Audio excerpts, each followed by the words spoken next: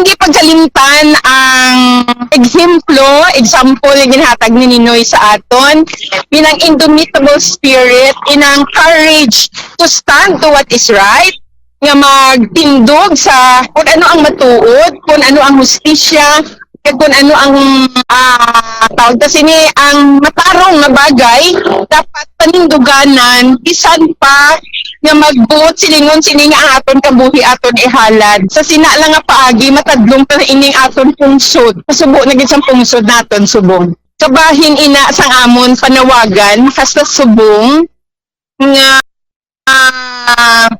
sa ehemplo man nga ginahatag ni Ninoy no nga what is ours no. Korupsyon, siyempre, panindugan, tama na, nauntat po na ang korupsyon.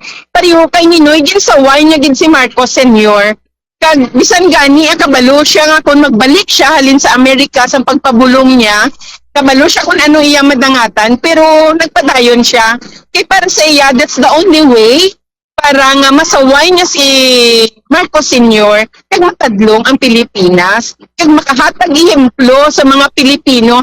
Kaya siling gani ni Ninoy, baw daw ay sang may nagapakigbato nga mga Pilipino, basi na namian naman lang sila sa ila slavery.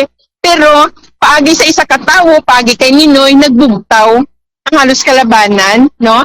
I was then 17 years old sang natabo ang pagkapatay ni Ninoy, kag dako ang akong pasalamat nga sa akong lifetime na witness ko gid siya, nakitan ko ang iyang courage. So ini siya ang anti-dynasty law, ang amon panawagan, isa lang dapat isa lang, kay damo ko man sang pumuluyo sa aton, kay makasarang man sa panggobyerno, no, tagaan ta man tsansa ang iban.